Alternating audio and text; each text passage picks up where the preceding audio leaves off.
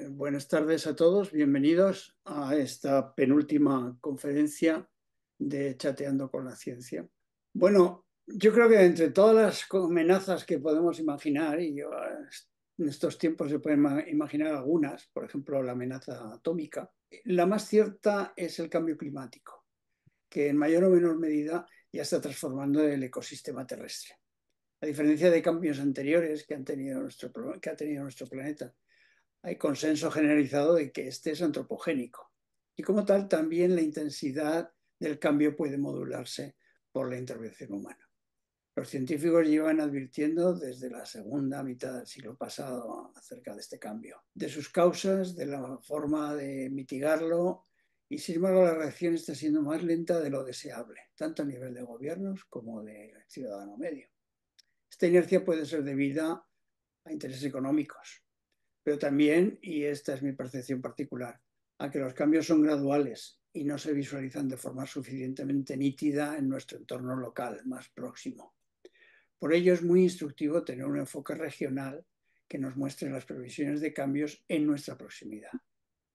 Para saber más sobre esto, tenemos hoy el privilegio de contar con nosotros con el profesor José Manuel Gutiérrez, un experto de nivel internacional que nos va a hablar del estado actual del conocimiento en el tema, incidiendo en los aspectos regionales y en los posibles climas que podemos tener en función de las medidas que adoptemos. José Manuel Gutiérrez es doctor en ciencias por la Universidad de Cantabria. Desde 2009 es profesor de investigación del Consejo Superior de Investigaciones Científicas en el Instituto de Física de Cantabria, un instituto mixto entre el Consejo Superior de Investigaciones Científicas y la Universidad de Cantabria. Allí fue director desde el 2019 hasta el año pasado y lidera un grupo de investigación en clima y ciencia de datos. Anteriormente fue profesor del Departamento de Matemática Aplicada y Ciencias de la Computación de la Universidad de Cantabria, en donde su actividad investigadora se centró inicialmente en temas de física no lineal y aprendizaje automático, famoso Machine Learning. Con posterioridad empezó a colaborar con la Agencia Estatal de Meteorología, la EMET, en temas de análisis y predicción de variabilidad regional del clima y en particular de cambio climático regional.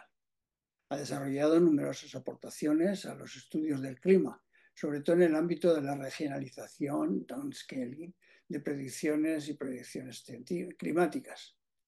Ha publicado más de 150 artículos científicos que cuentan con miles de citas y ha sido investigador principal y coordinador de numerosos proyectos de investigación nacionales, europeos y de contratos con organismos pues, como la FAO y Copérnicos. Es el coordinador de la Plataforma del Clima y Servicios Climáticos del CSIC, que es una ambiciosa iniciativa que integra todo el potencial que tiene el CSIC en este ámbito. Y finalmente, el profesor Gutiérrez ha formado parte del equipo de expertos del Panel Intergubernamental sobre Cambio Climático, el IPCC, que es de las naciones, pertenece a las Naciones Unidas, y que ha preparado su sexto informe en el que ha coordinado el capítulo 5, que es sobre Atlas Global y Regional de Cambio Climático. Y esto incluye un atlas interactivo que es absoluta novedad en todos estos informes. Profesor Gutiérrez, estamos a su disposición.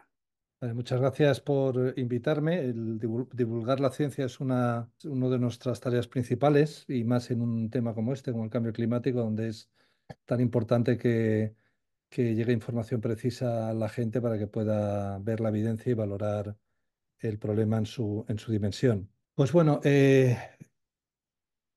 agradecer que me hayáis invitado. No sé si lo he agradecido o sencillamente he dicho lo importante que es divulgar la ciencia y agradeceros que hagáis estas jornadas de chateando con la ciencia, porque es muy importante mantener estos foros activos y sé todo el trabajo que hay detrás y todas las dificultades, o sea que bueno, os agradezco el esfuerzo. Yo he titulado la charla Cambio climático y posibles climas futuros y le pongo una coletilla ahora, que es que depende de nosotros para hacer énfasis en que lo que voy a contar en la presentación, o sea, las distintas opciones de futuro que se nos abren, depende la mitigación, depende el esfuerzo que hagamos en las próximas décadas, todos esos escenarios futuros están a nuestro alcance y es un tema en el cual pues, la especie humana puede decidir, puede tomar una decisión para adentrarnos en un mundo u otro futuro con todas las consecuencias derivadas.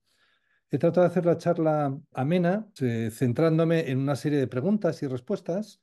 ¿Qué es el cambio climático? ¿Cómo ha cambiado el clima en el pasado para contextualizar cómo es el del presente? Si se puede predecir qué va a pasar en el futuro, cómo se hacen estas predicciones, cómo sé yo qué va a pasar dentro de un siglo o qué va a pasar a finales de siglo. Se sabe qué hay que hacer para no rebasar ciertos límites. Cuando hablamos de climas futuro, hablamos de que estamos entrando en un clima futuro de 1,5 grados, el límite que establece el Acuerdo de París, que es bueno, tan mediático. Estamos ya adentrándonos en ese nuevo presente, que hace unas pocas décadas era un futuro, pero ya es casi un presente. Entonces sabemos lo que hay que hacer para no rebasar los 2 grados, que es el siguiente objetivo, el siguiente umbral que se nos pone al alcance, por decirlo así. Y sobre todo, al final, ¿hay consenso? O sea, ¿cómo se habla? Cuando se habla de cambio climático y se habla, por ejemplo, del IPCC, ¿cómo se hacen estos estudios para que cuando pues yo os diga ahora, por ejemplo, que hay consenso, ¿en qué me baso? ¿Qué hay detrás de estos estudios?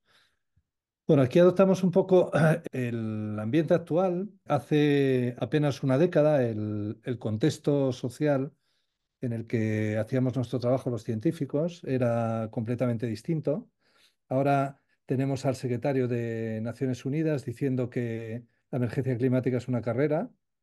O sea, se habla de emergencia climática y es una carrera que podemos ganar. Es justamente lo que estoy diciendo. O sea, el pesimismo es una de las dos opciones que hay. O sea, si nos anclamos ahora en el pesimismo, es como tirar la toalla y básicamente abrir la puerta a la inacción. Y no, estamos a tiempo de no rebasar umbrales dramáticos. Entonces, la charla está un poco orientada en esa dirección, es ver qué futuros se nos abren y qué margen tenemos pues, para no entrar en algunos de ellos que son los que se consideran más peligrosos. Y voy a empezar por el final. Aunque lo tenía preparado para la parte final, le he dado la vuelta para empezar hablando de que hay consenso, no hay consenso, cómo se hacen, por ejemplo, los informes del IPCC. ¿Hay consenso científico en este tema? Bueno, pues en 1988, esto es 88, aquí hay un error.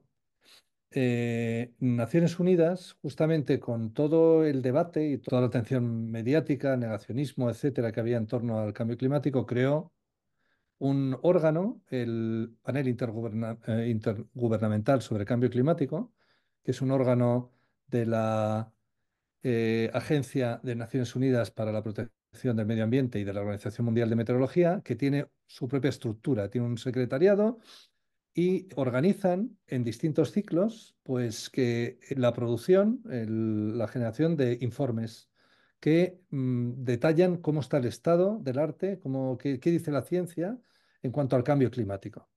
El IPCC se divide en tres grupos de trabajo. Uno habla de las bases físicas, que es básicamente describir qué está pasando con el clima y qué puede pasar en el futuro.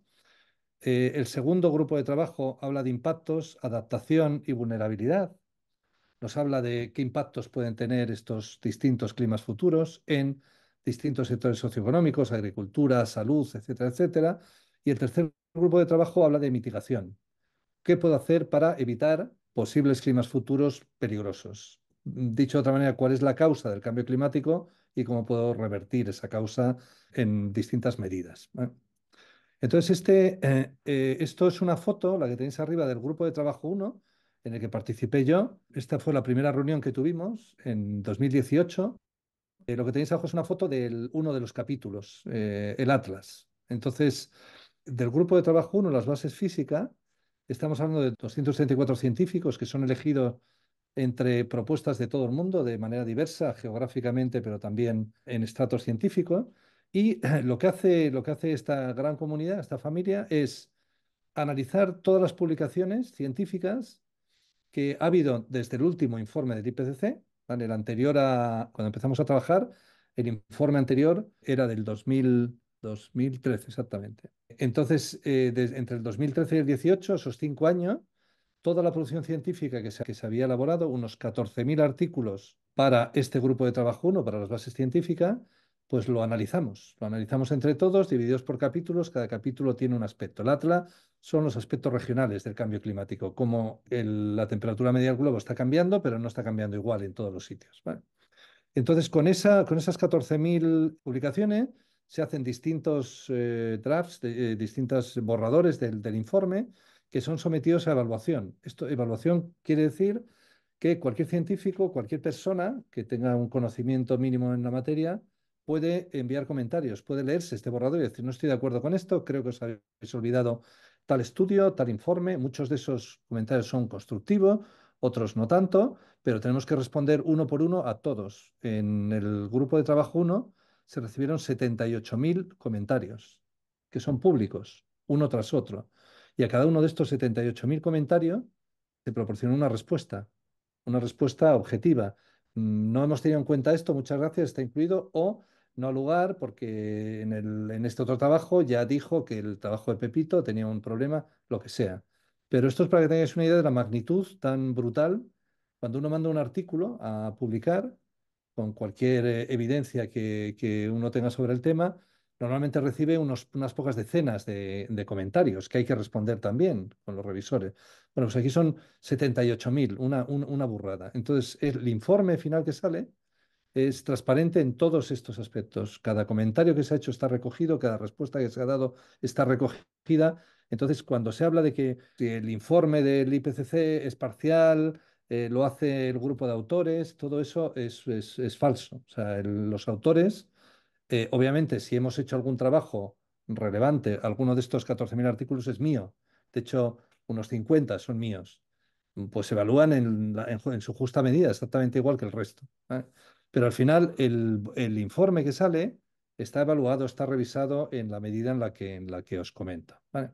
Ese informe genera una serie de productos que son desde resúmenes ejecutivos para gobiernos, informes técnicos, el report completo y en este último ciclo, en el sexto ciclo del IPCC, que es el último que se ha publicado hace 2 años y en el cual yo he participado, se hizo un producto especial, pues porque había nuevas necesidades, había mucha literatura ya que hablaba de cómo estaba cambiando a nivel regional el clima, y entonces había necesidad de generar información nueva a escala regional y de una manera interactiva, que se pudiese navegar. Entonces, desde el CSIC, yo coordinaba el capítulo del Atlas y desde el CSIC hicimos la propuesta de generar este Atlas interactivo que para aquel que le interese la charla, navegar un poco más en profundidad, tiene ahí el enlace y ahí puede ver todo esto que le voy a ir mostrando de manera interactiva y de manera más fácil. Estos informes, estos 3 volúmenes, uno de cada grupo de trabajo, el grupo de trabajo uno, el 2 y el 3, son material de trabajo de la Convención Marco de las Naciones Unidas sobre el Cambio Climático. Es digamos, un comité de Naciones Unidas que ha sido ratificado por casi todos los países y es el que toma decisiones sobre pues, legislación, aprueba medida, en el marco de las COPs, las conferencias de las partes, que son muy mediáticas, la última en Dubái, la anterior en Egipto, etcétera, etcétera. Entonces, estos informes, su resumen ejecutivo, que son unas 20 páginas, 25, el del grupo de trabajo uno, otras 25, se adoptan por los países. Y hay una revisión, cuando se envía el informe, de ese resumen ejecutivo, esas 20 páginas, donde línea por línea se va leyendo y aprobando lo que ahí pone el informe final. Todos los países tienen delegaciones y pueden objetar sobre cada una de esas frases y se vuelve a discutir. O sea, hay una evaluación científica a nivel de toda la comunidad y luego el informe ejecutivo, los mensajes finales, son ratificados por todos los países y eso es lo que tiene un valor enorme, porque todos los países tienen derecho a objetivamente argumentar y exponer lo que les parezca oportuno y se discute y al final se aprueba o no se aprueba. Entonces, como todos los mensajes que están en este informe ejecutivo son megadigeridos, no ha habido ningún caso donde haya algo que no se haya aprobado. Hay veces que se cambia un matiz, pero no porque un gobierno no esté contento, porque hay un argumento objetivo que apoya ese matiz en un contexto muy concretito. Entonces, esto que, bueno, con lo que me he extendido un poco, lo que viene a decir es que el trabajo que se hace con el IPCC es un trabajo de la comunidad científica completa. Todo el que quiere puede participar. Y es un trabajo que avalan los gobiernos, no los gobiernos a nivel político, los gobiernos con sus delegaciones científicas, etcétera, etcétera, etcétera. Entonces, cuando se habla de que hay consenso, no hay ningún otro campo científico donde se haga una cosa parecida, ni remotamente parecida. Es el único informe de este estilo que aprueban los gobiernos en este proceso de approval que dura una semana entera. Una semana entera están reunidas delegaciones y gobierno. Con lo cual, cuando se habla de que hay consenso, de que hay lo que dice el informe, está contrastado hasta la saciedad.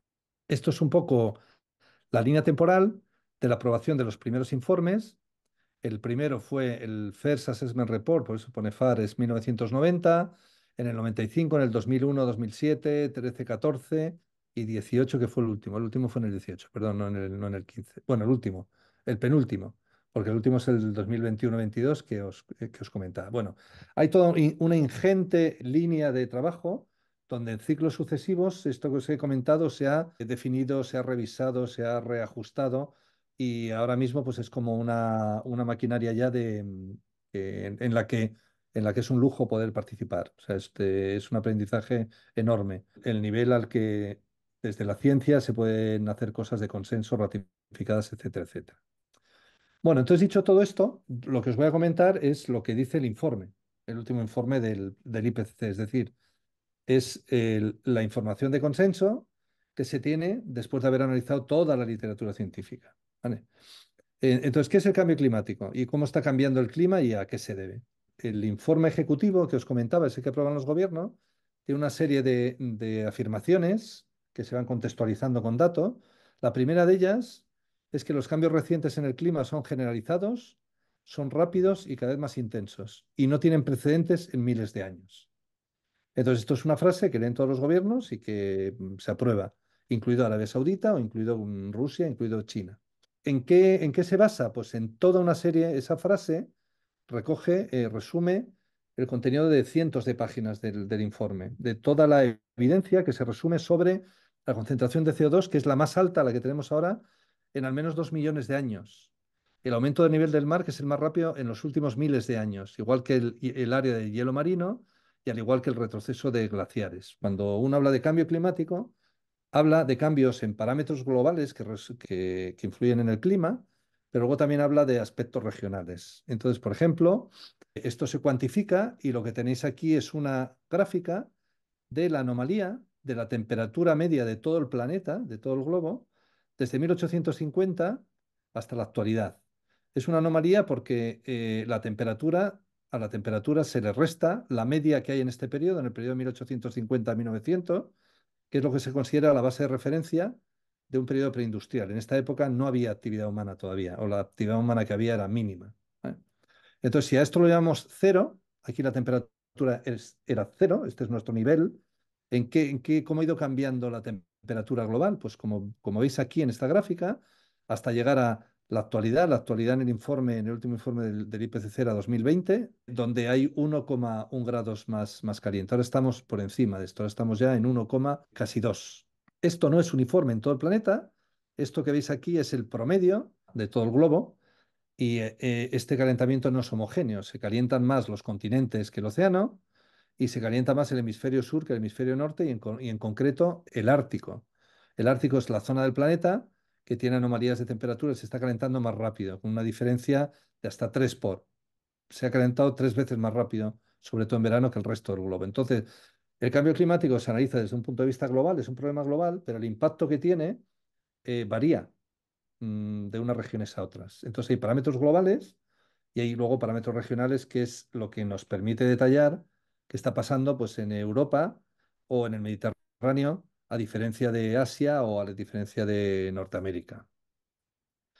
¿A qué se debe este problema? Pues se conoce perfectamente la causa desde hace mucho tiempo y, por resumir, porque ya es, digamos que es bastante conocido, cuando la actividad humana ha cambiado la composición química de la atmósfera, básicamente emitiendo gases de efecto invernadero, dióxido de carbono, metano, etcétera, etcétera, lo que hemos hecho es pues, que una atmósfera que estaba estabilizada en unos niveles, progresivamente hemos ido cambiándola de una manera notable, como veremos después.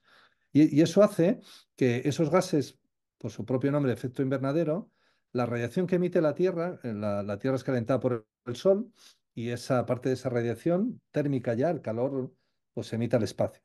Pues en los gases de efecto invernadero lo que hacen es atrapar ese calor en la atmósfera. Y por eso se llama así, porque es como si fuese un plástico que envuelve la Tierra y que crea un efecto invernadero. Entonces, lo que hemos hecho desde la revolución industrial ha sido poner más y más y más plástico, donde plástico es una metáfora. El plástico es el CO2. Y esto nos está recalentando. Es tan simple como esto. Entonces, estamos en una situación que es la que estamos viendo, pero claro, mucha gente comenta que en la Tierra en el pasado ha habido oscilaciones térmicas mucho mayores que este grado con uno, grado con 2 que estamos viendo ahora. Ha habido glaciaciones. Entonces, ¿cómo ha cambiado el clima en el pasado y qué es lo que es distinto ahora? Porque hablamos ahora de cambio climático antropogénico y qué es distinto este antropogénico de los pasados que se muestran en esta gráfica, que se corresponden con épocas glaciares y épocas interglaciares. Lo que se ve aquí abajo es la temperatura, la referencia ahora este cero, el cero de referencia, que está donde la flecha roja, es la temperatura actual. El eje de las X va desde uno, que es el presente, hasta miles de años atrás. Aquí estamos hablando de 400.000 años en el pasado. Y en esta serie de casi este registro de medio millón de años, lo que vemos es que la temperatura pues, ha tenido momentos casi siempre pues, fríos, estas son las etapas glaciares, que se ven interrumpidas por los periodos interglaciares que típicamente duran menos. Ahora mismo estamos en un periodo interglaciar, como veis aquí arriba. El anterior periodo interglaciar ocurrió hace 120.000 años. Entonces, ¿cómo tenemos esta información? Pues por el trabajo de mucha gente, muchos científicos, que han taladrado hielo en los polos, sobre todo en Antártida, testigos de hielo de kilómetros de longitud, y analizando la composición de esos trocitos de hielo cortados en capa, pues su composición química nos dice qué CO2 había y se puede derivar también qué temperatura había. La temperatura es la que tenemos aquí, pero se puede derivar también la composición, por ejemplo, la concentración de CO2.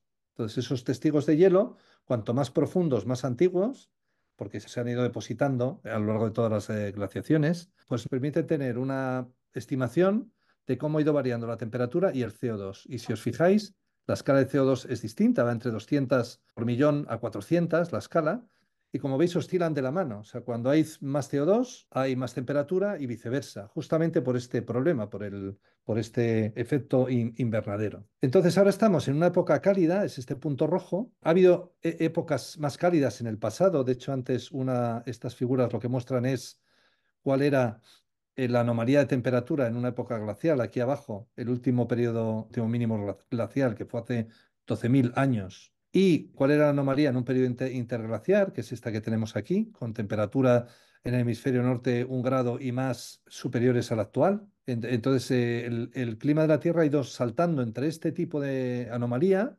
negativa, glaciación, y este tipo, periodo interglaciar.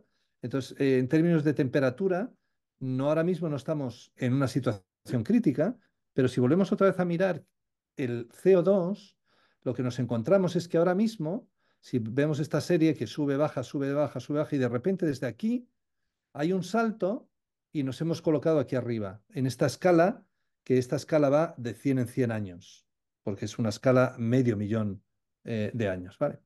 Entonces, en los últimos 100 años hemos pasado de niveles de concentración que se correspondían con los típicos de un periodo interglaciar a un nivel que está aquí arriba, es casi el doble de golpe.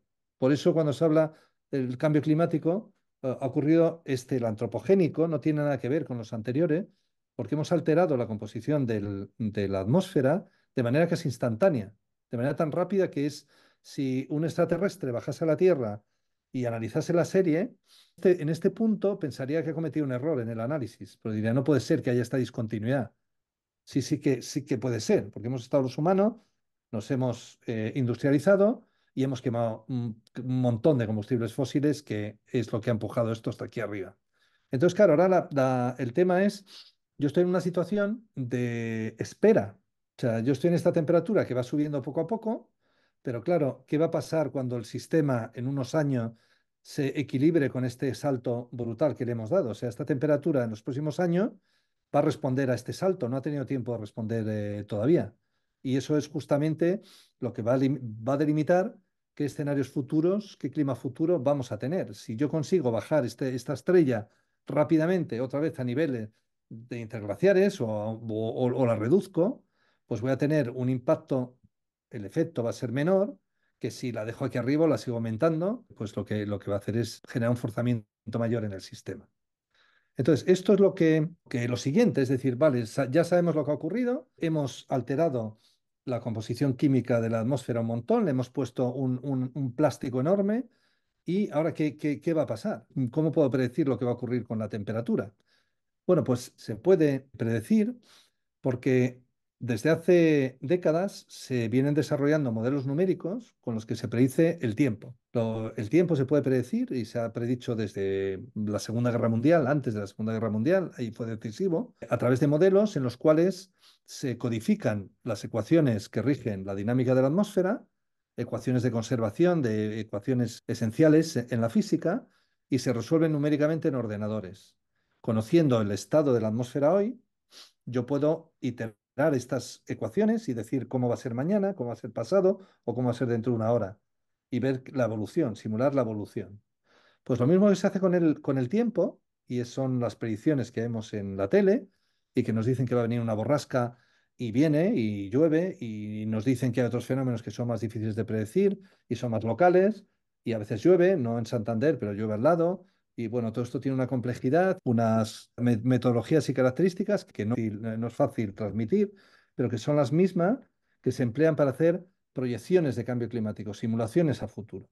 Pero claro, aquí el problema es distinto porque quien me va a decir, o sea, el efecto que quiero simular es el efecto del cambio en la concentración de la atmósfera. Entonces, básicamente para ello lo que hago es definir escenarios de emisión.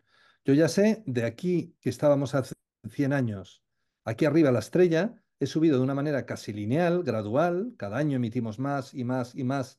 Ahora estamos en una fase de cambio de tendencia, seguimos emitiendo más, pero no tanto más como en épocas anteriores, y yo me puedo imaginar o puedo suponer qué va a ocurrir en el futuro. Sigo como estoy, sería esta curva roja. Empiezo a mitigar y reduzco emisiones según una cierta pauta, que sería esta curva azul o esta curva azul clara. Yo puedo fijarme escenario, es decir, estas emisiones de gases de efecto invernadero, si yo pues empiezo a depender de renovables, reduzco el carbón, luego reduzco, etcétera, etcétera, y me fijo una ruta, ¿vale?, de emisiones de futuro, pues yo esto se lo puedo dar a mi modelo y puedo simular qué es lo que pasaría en el clima con ese plástico, con más o menos plástico. Mi modelo climático simula y me dice cuál va a ser la temperatura del futuro.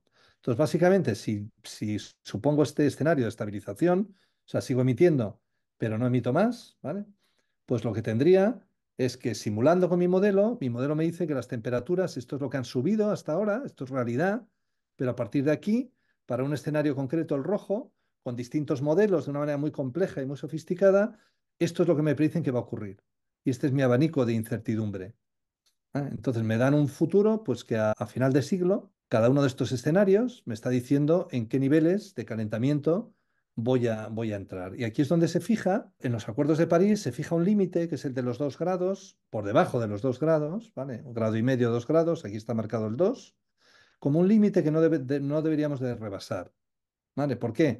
Pues porque aquí empieza a haber fenómenos críticos. O sea, de todos los estudios que se hacen de impactos, se ve que rebasar ciertos límites de calentamiento global, pues dispara pues, la extinción de especies, dispara la sobrelevación del nivel del mar, etcétera, etcétera. Entonces, podemos ver cuáles de estos escenarios, cuáles de estos caminos de mitigación, caminos de rutas de emisión, vamos a llamarlas así, nos permitiría estar por debajo de 2 grados y cuáles no.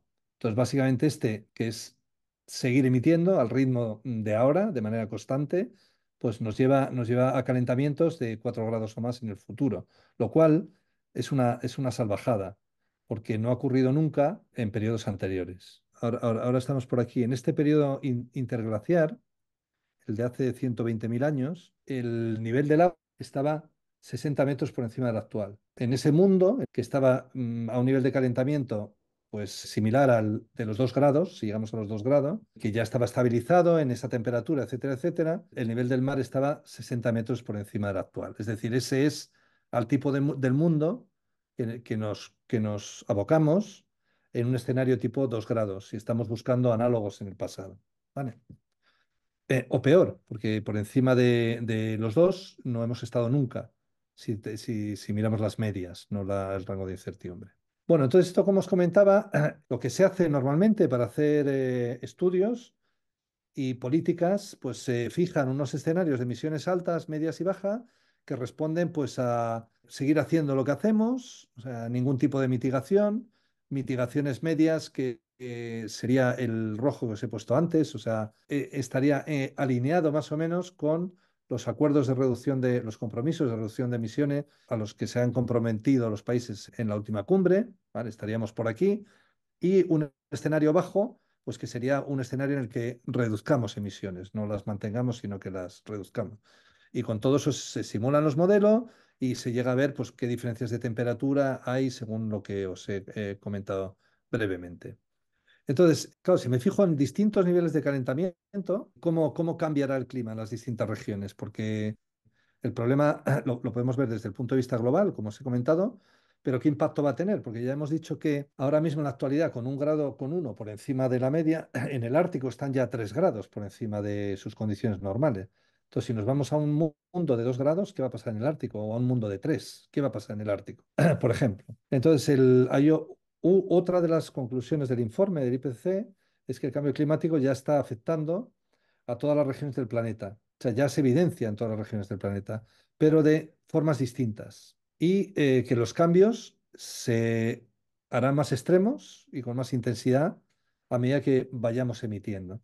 Entonces, esto dice, por ejemplo, que hay estudios, de esos 14.000 estudios, muchos recogen que se nota ya el incremento de temperaturas en el globo en todas las regiones. Esto que tenéis aquí es una especie de regionalización del globo. Esto que es América del Norte, América del Sur, Europa, África, Asia. Tenéis que echarle mucha imaginación, pero en una división en regiones subcontinentales, pues se ve que hay evidencia, hay estudios que nos están diciendo que se está notando el cambio climático de manera distinta y que además esos estudios atribuyen a que este impacto en las temperaturas se debe al cambio climático antropogénico. Se hacen las dos cosas: detectar que hay cambios y atribuirlo al cambio climático, porque puede haber cambios regionales que no sean atribuibles al cambio climático, pero el clima cambia de manera natural. Si uno mira extremos de precipitación, lo mismo. Hay ya una gran parte de regiones del globo, las verdes, donde se ha evidenciado que muchos fenómenos intensos de precipitación no siguen las pautas del pasado, o sea, están incrementándose, y se ha atribuido que se debe al cambio climático. Ha habido estudios de atribución que dicen en un clima preindustrial, esto no habría ocurrido, no tendría probabilidad de ocurrir. Y lo mismo con sequías agrícolas, con sequías en general, ¿vale? No solo precipitación, sino sequía. Entonces, los cambios que experimentamos, todo esto que ya estamos viendo, que se ve en todo el globo, que está referenciado, que hay artículos que lo han analizado región a región, esto aumentarán con un mayor calentamiento. Los extremos serán cada vez mayores, más extremos. Como las olas de calor, las lluvias torrenciales, la sequía, serán más frecuentes y serán más severas. No de manera generalizada, pues habrá regiones que experimentarán una sequía más intensa en el futuro, otras lluvias más torrenciales, otras las dos cosas. Puede haber más sequía y más lluvias torrenciales, las dos cosas a la vez. Va a llover menos, pero de manera más intensa.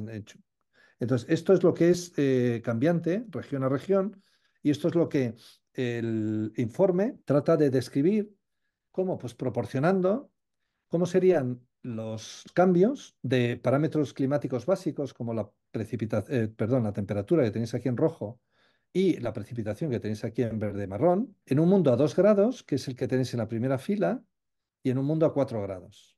Vale, si nos fuésemos a 4 grados, que es un poco la imagen que veíamos al principio, lo que veríamos es que las temperaturas, pues aquí está la magnitud del cambio.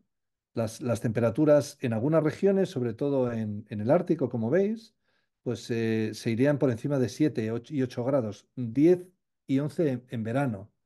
Esto es una burrada, que la temperatura media cambie 12 grados en el Ártico, es una catástrofe a todos los niveles. ¿Qué ocurre con las precipitaciones? Que ahí ya no hay consenso en cuanto a que el cambio es unidireccional, o sea, la temperatura aumenta en todo el globo. La precipitación no. En algunas regiones, las verdes aumenta hasta el verde más intenso corresponde a 40% respecto al periodo preindustrial o al periodo actual, digamos, y lo marrón quiere decir que disminuye en torno a un máximo, en ese color más intenso, del 40%. Entonces, si nos vamos en un mundo a 2 grados, en el Mediterráneo, ya sufrimos un descenso de precipitaciones, depende de la zona, y esto no tiene mucho detalle espacial, pero estamos hablando de pérdidas de precipitación hasta el 20%, pero es que si nos vamos a 4 grados, esto se dramatiza, ¿vale? Porque en España perder un 40% de precipitación es un desastre a todos los niveles, sobre todo en las regiones donde que ya están en límites críticos, ¿no? Entonces, esto es lo que en el Atlas interactivo está disponible para distintos niveles de calentamiento y no solo para estas dos variables, sino para muchas otras, que tienen que ver con sequías, tienen que ver con la cubierta de hielo, tienen que ver con nieve, tienen que ver con el aumento del nivel del mar, etcétera, etcétera. De manera que uno puede ver, como os decía aquí en el Atlas Interactivo, pues esto sería precipitaciones intensas, cómo cambian, o cualquiera de las otras variables que tenéis para atmósfera, océano, detalladas aquí en este, no se ve muy bien, pero bueno, toda una serie de variables que caracterizan distintos aspectos del sistema climático. Y se puede analizar a nivel regional, por ejemplo, para la región mediterránea, ver pues en gris cómo ha ido evolucionando el clima en esta región en el pasado y qué proyecciones hay hacia futuro dependiendo del escenario de mitigación concreto. Este es el escenario azul, que si os acordáis era el de emisiones bajas. ¿Vale? Con emisiones bajas, pues en el Mediterráneo, pues estaremos en torno a 3 grados. A nivel nacional existe una iniciativa que es la de, bueno, dentro del Plan Nacional de Adaptación al Cambio Climático, la iniciativa es escenarios del Plan Nacional de Adaptación al Cambio Climático, escenarios PENAC. Aquí tenéis un enlace donde lo que se hace es la información que se puede ver en el Atlas del IPCC a escala global, pues aquí se detalla, se regionaliza a escala peninsular. ¿Cómo? Bueno, pues aplicando distintas técnicas de regionalización, que es lo que hacemos en el grupo, que combinan los modelos que habéis visto con observaciones de alta resolución de las que se dispone en la Agencia Estatal de Meteorología, ya sean en rejilla o ya sean puntos. Estos son observatorios de AEMET, donde hay registros históricos de lo que ha llovido en Santander, la temperatura que ha habido en Santander día a día durante los últimos 50 años. Entonces, en este tipo de servicios climáticos, vamos a llamarlo así, nacionales, lo que hacen es parten de la información tipo IPCC y la detallan, la llevan a la escala regional para aquellas variables e índices que son de interés, en nuestro caso, pues todo lo que tiene que ver con precipitación, temperatura, etcétera. ¿Vale? Entonces, es por daros una fuente, una referencia de detalle a nivel más nacional. Vale, entonces se sabe qué hay que hacer para no rebasar 1,5 grados y para no rebasar 2 grados. O sea, todavía no hemos llegado a 1,5. Estamos cerca, pero no hemos llegado. Pues la respuesta es que sí. El informe también recoge, se requieren reducciones inmediatas, rápidas y a gran escala de las emisiones de gases de efecto invernadero y, en concreto, por ir al grano, si quisiésemos limitar la temperatura global, el calentamiento a 1,5 grados, tendríamos que reducir un 50% las emisiones para 2030. Es decir, en este diagrama tendríamos que estar en este escenario, el escenario azul clarito, azul celeste, el más bajo de todos. Si somos menos ambiciosos y nuestra meta son los 2 grados, tendríamos que reducir un 20% las emisiones en este periodo, en esta década, antes de 2030. ¿Vale? Y en cualquier caso, para 2050 tendríamos que llegar a emisiones netas cero. Netas cero no quiere decir dejar de emitir, sino que lo que emitimos se compense con lo que absorbe de manera natural el sistema, el océano, las plantas, etcétera, etcétera. Entonces, esto es lo que se va actualizando en cada informe, pero lo que nos pone es ante una barrera temporal que en este último informe se ha reducido mucho. Pues, nos está hablando ya de que si en esta década, si en 2030 no hemos llegado a un 20% de reducciones, no vamos a poder parar el calentamiento en 2 grados. Hagamos lo que hagamos después, da igual. El calentamiento va a pasar de 2 grados. Otra cosa es que si luego en el futuro dejamos de emitir, volverá a bajar, pero el daño, ya habremos hecho un daño. ¿Eh? Y si no bajamos del 50%, el 1,5 grados ya no va a estar a nuestro alcance, lo vamos a perder. O sea, hay trenes que ya sabemos cuándo van a pasar. Y si no estamos ahí, ya no vamos a tener opción de subirnos. Entonces, este límite de 2030, estamos hablando dentro de 6 años. Que en 6 años ya tengamos un límite, que en 6 años perdamos trenes tan relevantes como el de los 2 grados incluso, o sea, que no hay ninguna manera de estar dentro de 2 grados si para 2030 no ha ocurrido esto, es más alarmante. O sea, antes veíamos el cambio climático, como bien se comentó anteriormente, como un problema que iba ocurriendo lentamente, o sea, un problema que no percibíamos. Ahora ya tenemos una primera alarma a corto plazo que ha cambiado un poco, digamos, las reglas del juego. O sea, ya no es un problema de nuestros hijos, ya es un problema nuestro. Y es un problema sobre el que tenemos que tomar una decisión ya. Y la decisión es tan importante como esta. ¿Vamos a perder el tren de los 2 grados, sí o no? En 2030 lo sabremos. Bueno, pues con esta información final sobre qué tenemos que hacer, concluyo ya la presentación, también para encajar en hora y que haya margen a hacer preguntas. Muchas gracias por la atención. Muchas gracias, José Manuel. La charla muy interesante, muy ilustrativa y muy vívida, ¿no? De lo que tenemos, de lo que va a suponer llegar o no llegar. Bueno, ya está abierto a preguntas. Ya sabéis que podéis hacerlas a través del chat. Yo las canalizaré, me las podéis mandar a mí personalmente o a todos. Bueno, mientras vais pensando preguntas, a mí me choca, y lo he visto con tus transparencias, lo he visto clarísimo, el cambio climático, efectivamente, nuestro sistema no es un sistema homogéneo, por lo tanto no tiene por qué afectar por igual todas las zonas, tal, pero hay una cosa muy curiosa, afecta casi por bandas, ¿no? Y, y además de una manera un poco sorprendente. El Ártico se va a calentar mucho más que la zona central de Europa, por ejemplo, o que la Antártida, todavía más. ¿A qué vienen esas diferencias tan grandes? El Mediterráneo, lo mismo le pasa. Eh, ¿Por qué es eso? O sea, la primera diferencia y es física, es tierra y mar. O sea, el calentamiento en el mar es menor porque el mar amortigua, el mar absorbe calor directamente. Pero Entonces, esto no pasa en el Ártico. o sea, lo primero es eso, tierra y mar. Entonces, en el hemisferio norte hay más tierra que en el hemisferio sur.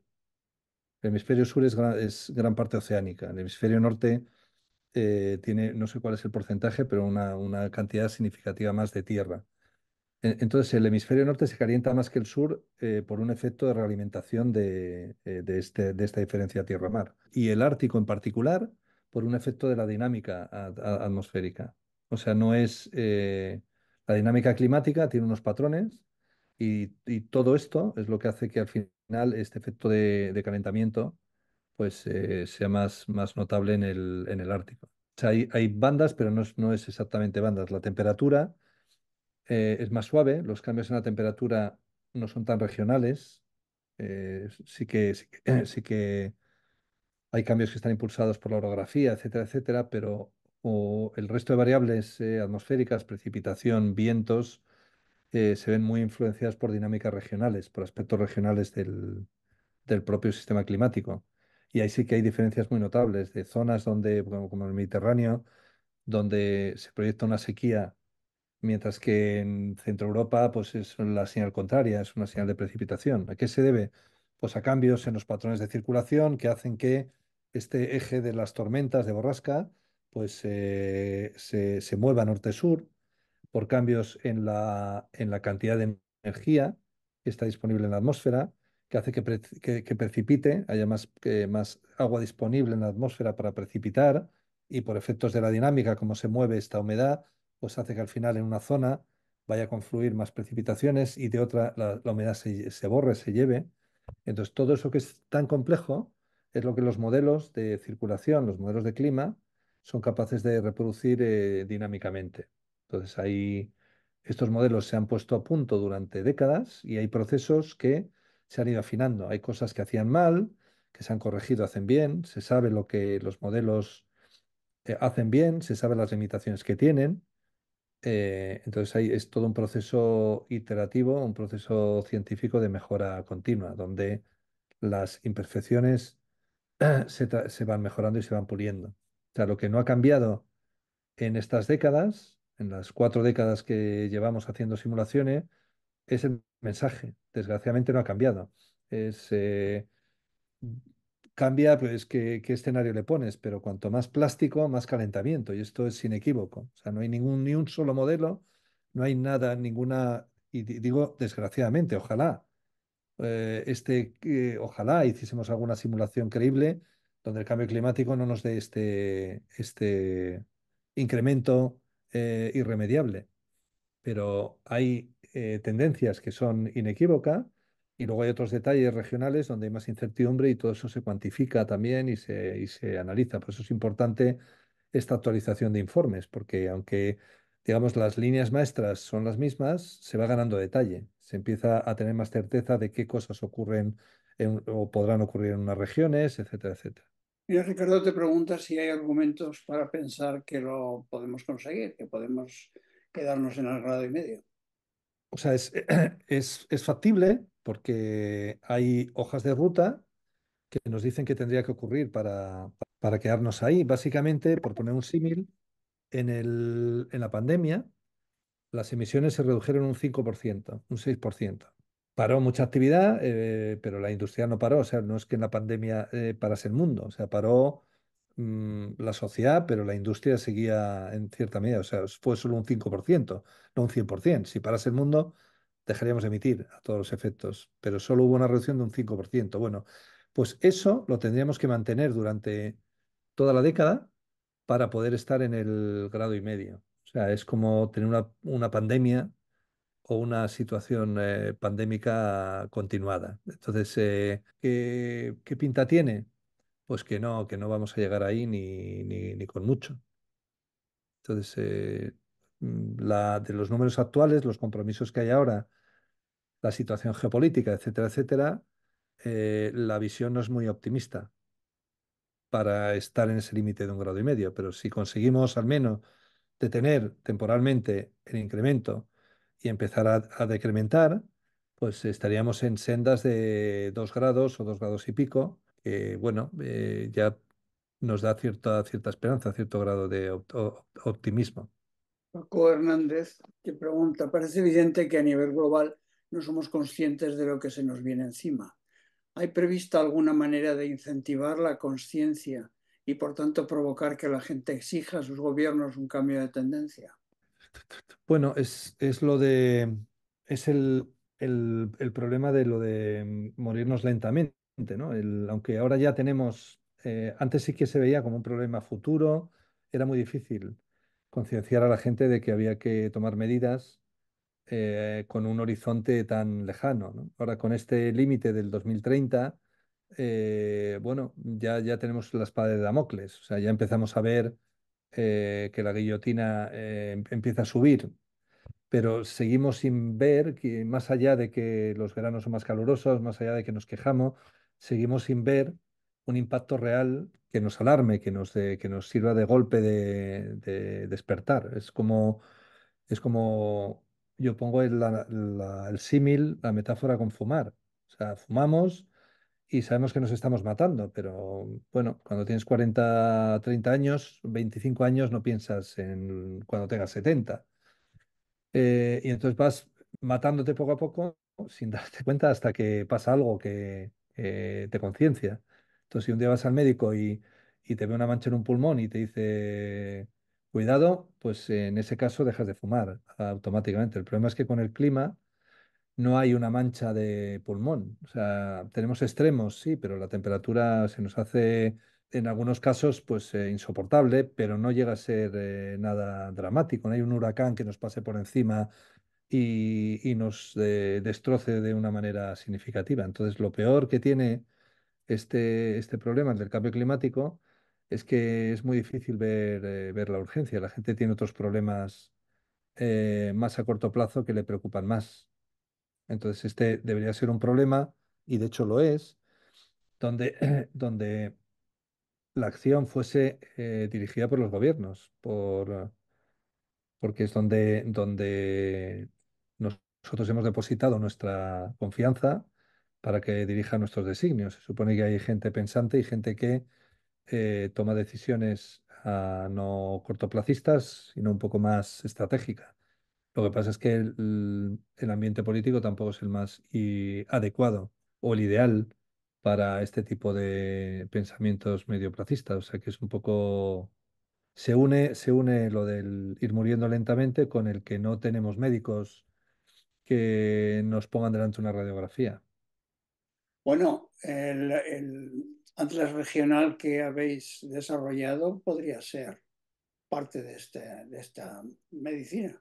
Sí, esa es la idea, pero sigue habiendo, o sea, sigue siendo un cambio progresivo, lo que está viendo la gente. O sea, lo que estamos ilustrando en el Atlas no es tu pulmón, es un escenario para el futuro, que es un futuro que a la gente se le antoja lejano. El pulmón es que mañana haya lluvias torrenciales y se lleven tu casa por delante, que tengas claro que eso no había ocurrido y que tengas claro que algo está pasando y que ahora sí que bueno, te está impactando a ti directamente en la puerta de tu casa.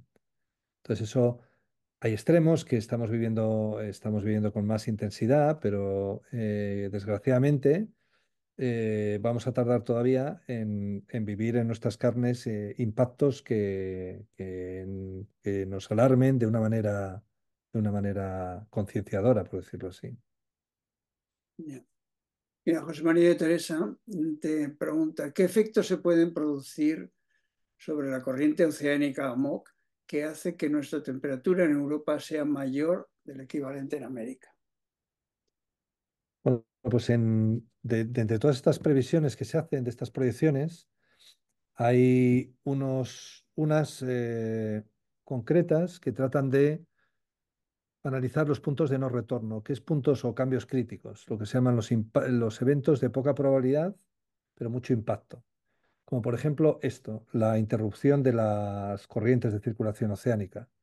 Hay una corriente de la circulación general, hay una corriente muy lenta que da la vuelta a todo el globo y es la que redistribuye la temperatura cálida de los trópicos con la temperatura fría de los polos y es la que equilibra este sistema.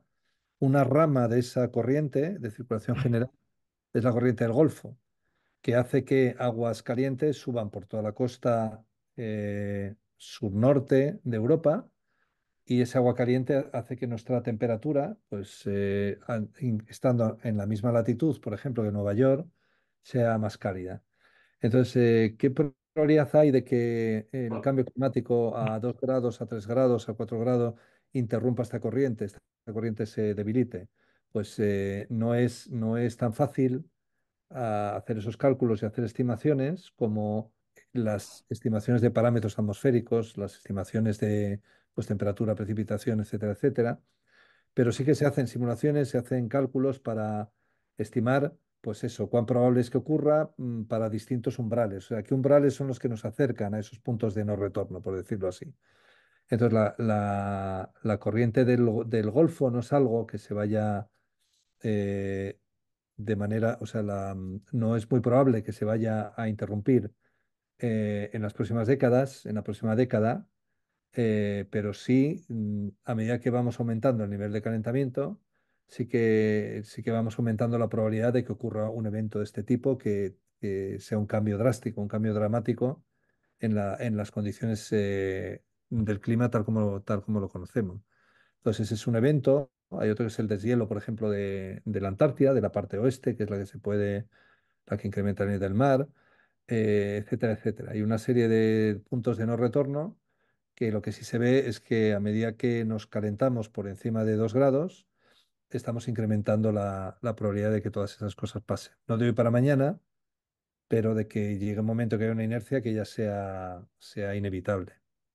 Mira, Pedro Quírez te dice, siendo un poco abogado del diablo y viendo las imágenes históricas de CO2 con respecto a la temperatura, se establece que el origen es el CO2 y que la consecuencia es el calentamiento.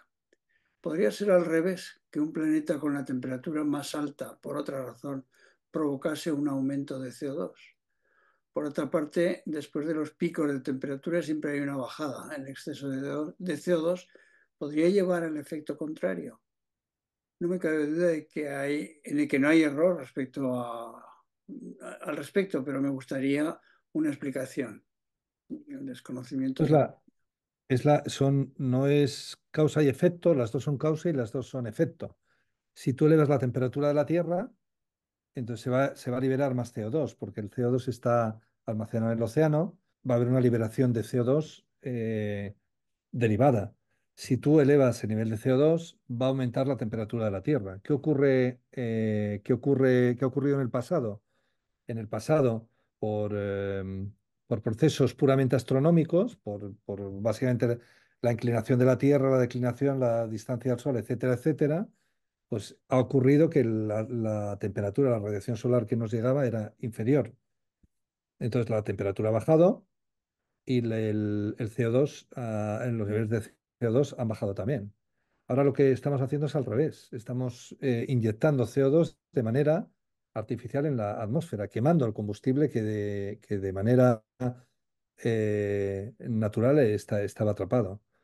Entonces, el proceso que estamos disparando es el contrario. Es cualquiera de los dos procesos son causa y son efecto.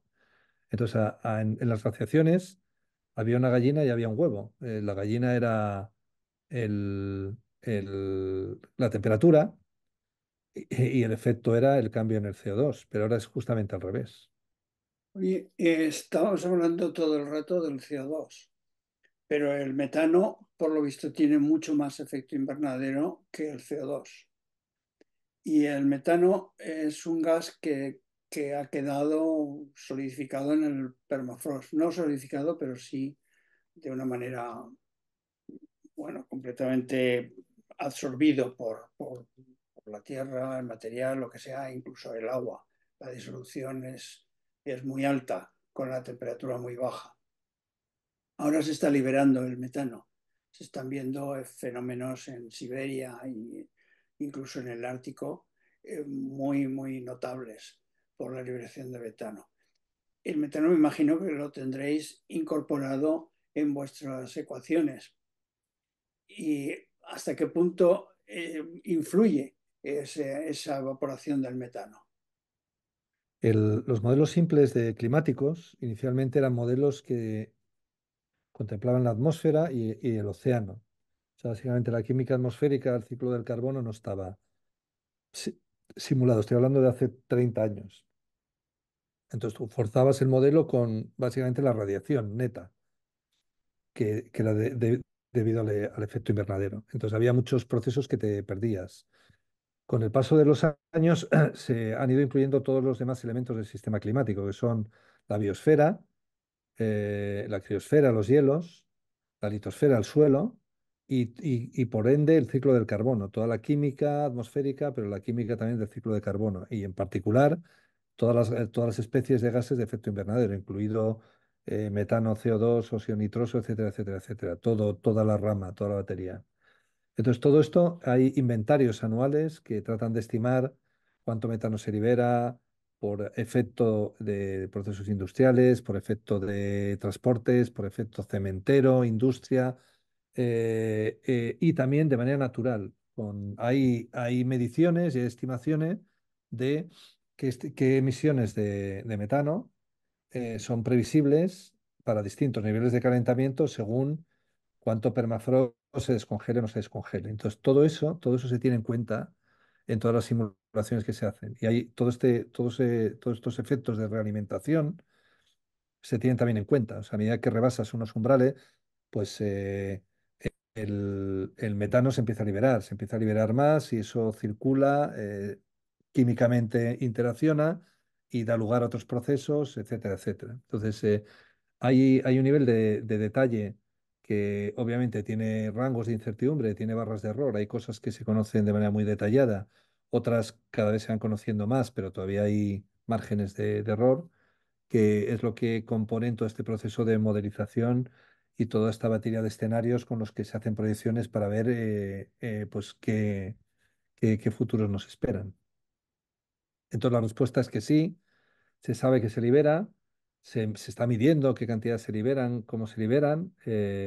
No tengo una idea clara de qué márgenes de error, qué incertidumbres se manejan, porque no es mi campo, pero hay mucha gente trabajando en ello, obviamente, y es un efecto de preocupación. El metano tiene un efecto invernadero muy superior al CO2, pero en proporción, en cantidad, hay mucho menos.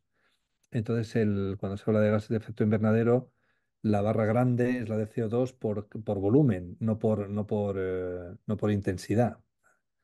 Entonces, sí que hay un efecto de rebote y de repunte por el deshielo del permafrost y por otros motivos. Y mira, siguiendo un poco con la pregunta que te hacía José María de Teresa, yo en mi desconocimiento visualizo una corriente oceánica como casi una máquina térmica, ¿no? Funciona entre un foco caliente y un foco frío. Y así la corriente del Golfo llega hasta el foco frío del norte de Noruega y, y ahí baja al fondo y vuelve hasta el Golfo de México a volver a calentarse y a subir. eh, el cambio climático puede mover, es decir, tú deshielas unas partes en beneficio de otras y te mueve la corriente oceánica hacia Groenlandia, por ejemplo, con lo cual, eh, pues la península escandinava quedaría sin el beneficio de recibir la corriente del Golfo. Claro, o sea, el tema es que el océano es una componente muy lenta si la comparamos con la atmósfera. O sea, el océano, esta corriente termoharina, digamos el cinturón, porque en realidad es eso, es un cinturón que transporta energía, transporta calor de un lugar a otro y es exactamente como lo has definido. Para que os hagáis una idea, tarda cientos de años en dar una vuelta completa al globo. Es muy lenta, muy lenta.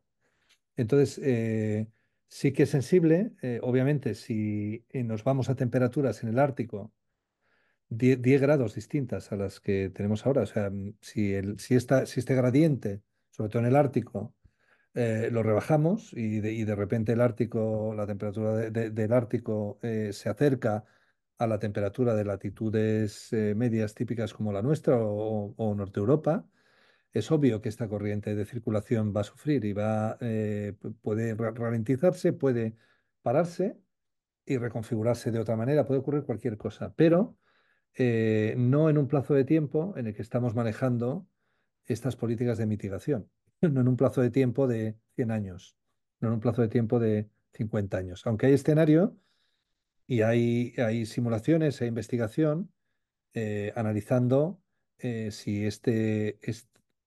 estos tiempos, que son los típicos del océano, se pueden ver también alterados de una manera brusca por un efecto del gradiente del cambio climático. El problema es que los cambios en el océano son muy lentos, sobre todo en estas corrientes de transporte de calor.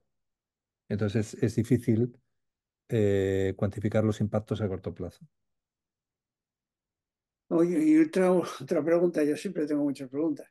Eh, ¿Qué pasa con los puntos de no retorno? Los puntos de retorno son puntos en los que llega, pues no sé, la acidificación de los océanos, el calentamiento del agua, miles de opciones que hay. Ya hemos pasado varios, creo que hemos pasado cinco o seis.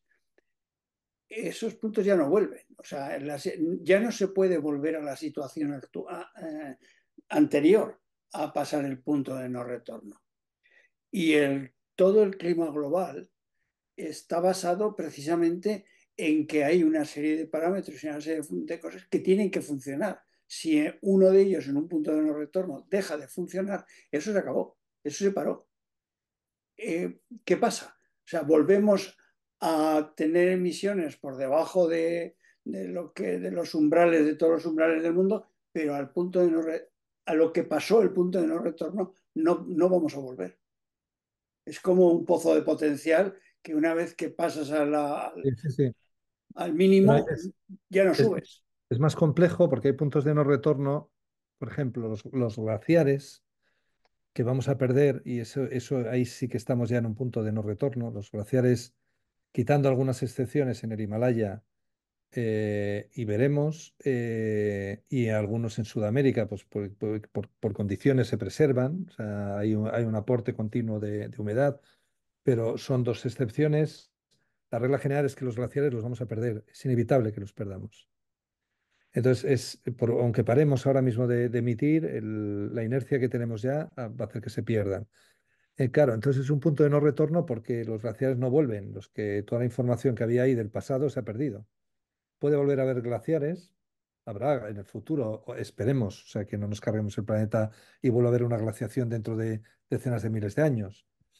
Pero, pero hay cosas que no vamos a volver a recuperar. El nivel del mar, ahí estamos ya en un punto de no retorno. El nivel del mar va a seguir aumentando de manera paulatina, es inevitable, durante los próximos 200 años. O sea, va a ir aumentando. El tema es ¿a qué ritmo? O sea, si conseguimos detenerlo y que aumente a un ritmo razonable, que es el que ahora tenemos, el que no... O se nos va a ir de las manos y vamos a tener 2 o 3 metros dentro de 100 años y subiendo. Eh, entonces, el tema es, vamos a cruzar puntos de no retorno, pero hay algunos que son pues categóricos y hay otros que quiere decir que hay una inercia que ya no podemos cambiar en un futuro cercano. Obviamente, a muy largo plazo, sí que se puede revertir cualquier cosa que hagamos ahora, menos las cosas que perdamos, obviamente. Entonces, si en algún momento, por lo que sea, hay un cambio en la circulación oceánica, eso va a ser un punto de no retorno. O sea, el clima va a cambiar. El clima, la atmósfera va a empezar a reflejar lo que está viendo el océano y va a haber una reconfiguración del sistema climático. Entonces va a haber cambios que van a ser persistentes ya hasta que mm, a muy largo plazo, si se vuelven a dar las condiciones que había en el pasado, pues se volverá a reconfigurar. Pero el clima ha ido cambiando y ha ido reconfigurándose a lo largo de este último medio millón de años, glaciación tras glaciación. Entonces, los puntos de no retorno de alto impacto son justamente los que cambiarían el mundo tal como lo conocemos. No quiere decir que el mundo vaya a terminar sin explotar, pero no en la manera en lo que lo conocemos ahora. Ya, para cambiar toda la configuración. Sí que es Mira, el cambio, los cambios a los que en los que ha sobrevivido el ser humano en este medio millón de años. Lo que pasa es que antes había un gran margen de movilidad. O sea, el ser humano era una especie nómada. Entonces, pues había más, se estaba en continuo movimiento. El problema es que ahora nos hemos asentado. Y si antes el nivel del mar subía a 10 metros, pues no era un gran problema para la supervivencia del ser humano, pues porque pues básicamente no, o sea, se podía adaptar muy fácil. El problema que tenemos ahora mismo es que nuestra capacidad de adaptación y nuestra vulnerabilidad son enormes. O sea, cada año que pasa somos más vulnerables y tenemos una peor capacidad de adaptación. Entonces, esos cambios que en otras épocas de la historia mm, del ser humano, vamos a llamarlos en general, tenían un efecto menor, ahora son críticas, ponen en jaque toda nuestra civilización tal como la conocemos. mira, José María de Teresa incide en una cosa que va en relación con algo que has mencionado tú, con la desaparición de los glaciares. Se habla mucho de los cambios de la reflectancia de la Tierra, o sea, el albedo. ¿Y cómo está influyendo este factor? Porque el albedo está bajando, vamos, a marchas aceleradas. Las zonas donde, obviamente, donde antes había hielo que reflejan toda la radiación solar y que ahora se han deshelado, y ahora hay tierra, pues esa tierra absorbe el calor. Entonces ese calor se refleja, el albedo se incrementa de una manera notable. Entonces hay cambio de albedo, pero el efecto que tiene es más regional que global, porque si hacemos un promedio en todo el globo, las zonas donde ha cambiado el albedo de manera natural por glaciares, etcétera, etcétera, tiene menos impacto que el cambio que estamos haciendo de manera natural, por ejemplo, deforestando y haciendo cultivos. O sea, Estamos cambiando el albedo de muchas maneras, antrópicamente, pero también de manera natural. Entonces, a escala local, a escala regional, sí que se ha estudiado y se ha cuantificado qué efecto tiene un cambio de albedo, por ejemplo, en las zonas de montaña. Sí que se sabe que en la zona de montaña, en zonas de montaña, el cambio, o sea, el calentamiento es superior a zonas de no montaña, entre otras cosas porque hay menos superficie nival, ha cambiado el albedo y eso ha recalentado, ha hecho que haya un recalentamiento en esa zona, que cambia pues la circulación regional y cambia ciertos patrones de precipitación. Hay cambios. Entonces el albedo es un problema más a la escala a la que lo estamos viendo ahora, más regional que global. Ya. Pero sí, tiene un efecto regional muy importante, como los usos del suelo, por ejemplo, como si se riega o no se riega, no tiene nada que ver. Un bosque que de manera natural pues evapotranspira, o sea, genera humedad, que un cultivo secano que genera muy poca o que un cultivo de regadío y ese cambio tan sencillo de uso de suelo pues hace que los regímenes de precipitación sean distintos, se alteren, porque hay más superficie evaporada disponible localmente, etcétera, etcétera. Entonces todo eso es lo que se simula, se modela, se trata de cuantificar. Mira, Carlos te pregunta, los aerosoles reflejan la luz del sol y disminuyen el calentamiento. Si disminuimos las emisiones y los aerosoles, ¿no estaremos aumentando el calentamiento al reflejar menos la luz solar? Claro, ahí los aerosoles, o sea, las emisiones, el CO2 no es un aerosol. Los aerosoles en el proceso de combustión se generan pues, por partículas, o sea, contaminación de partículas pequeñas, medias, en distintos tamaños que reflejan en distintas magnitudes. Entonces sí que ese tipo de contaminación tiene un efecto positivo. Pero tenemos que tenerlo en cuenta porque lo que no podemos es resolver el problema a base de envenenarnos. Entonces, lo que hay que tratar es de llegar a una solución en la cual se puedan tener unos niveles de emisiones con aire limpio, etcétera, etcétera, pues que hagan que el planeta sea habitable y estemos en unos márgenes razonables. Es como la geoingeniería. Ahí ahora es un arma, digamos que es un recurso de cortoplacista.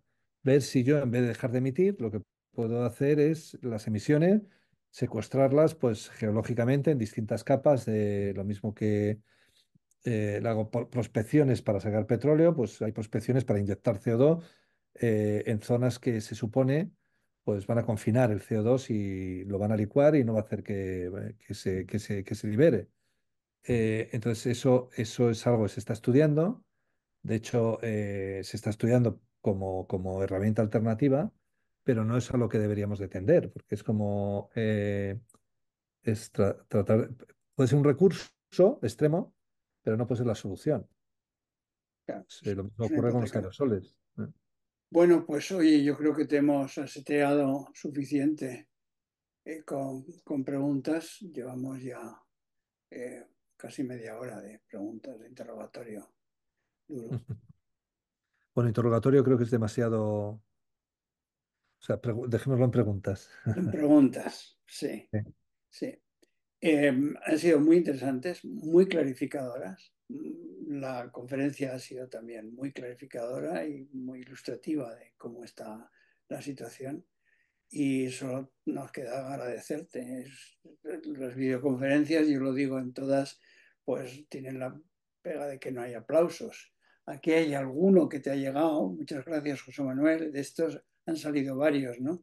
Y nos aclaraste muchas cosas y esto no hace más que tomemos más conciencia, si no la teníamos ya, de la importancia de políticas medioambientales más decididas. Las consecuencias las seguimos pagando y no sé si aprenderemos. Bueno, pues como en otras, los aplausos vienen de los chats que nos llegan, ¿no? Y a mí me gusta siempre, lo hago y lo hago de corazón, agradeceros el tiempo. Sois gente muy ocupada muy ocupada, y esto lo sé por experiencia, y el tiempo dedicado a dar una conferencia de divulgación, pues es un tiempo que lo sacáis de otras cosas. Y esto merece la pena agradecerlo. Hay que agradecerlo. Así que de corazón, muchas gracias. Mira, aquí te siguen llegando aplausos ahora de mucha gente. Bueno, gracias, gracias a vosotros. Así que, José Ha sido Manuel, un gusto. muchas gracias por tu conferencia y a todos os convoco a la próxima conferencia, que será el tercer jueves del mes de junio, y donde Ramón López de Mántaras nos hablará de si realmente es inteligente la inteligencia artificial. Así que Interesante. hasta el próximo tercer jueves de junio os esperamos aquí a todos los que queráis asistir. Buenas tardes y muchas gracias.